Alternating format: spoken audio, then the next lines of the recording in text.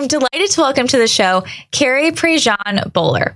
Carrie was Miss USA California in 2009 and Miss USA 2009 first runner-up. She's an author, mother, and wife to NFL quarterback Kyle Boller.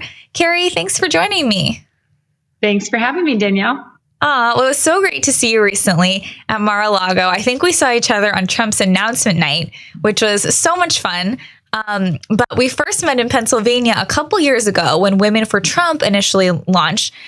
We were both on the advisory board of Women for Trump. We're spokeswomen for that. So what was your experience like being part of the Trump campaign? Oh, it was so much fun. Everybody was so amazing. Women for Trump, I loved going on the bus and traveling across the country and just seeing so many supporters, especially women, support the president. And they loved him. They loved his policies. They loved what he did for our country. And so it was such an honor to be part of Women for Trump. Oh my gosh. Well, what initially inspired you to kind of enter into this crazy political world and comment on it and support President Trump?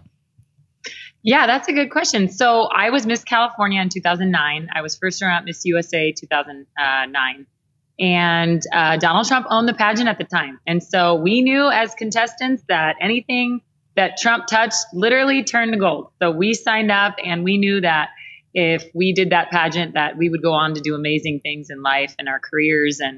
And so it took a turn a little bit for the worse for me. I stood up against traditional marriage boldly, unapologetically. I have no regrets about that.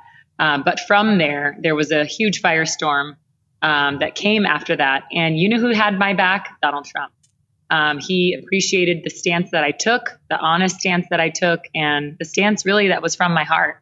And it was, authentically me. And so he kind of took me under his wing, and he was sort of a mentor to me, and he helped me in my career. He helped me write a book called Still Standing. I mean, I can't even believe that I titled it that. And here I am 13 years later, still standing.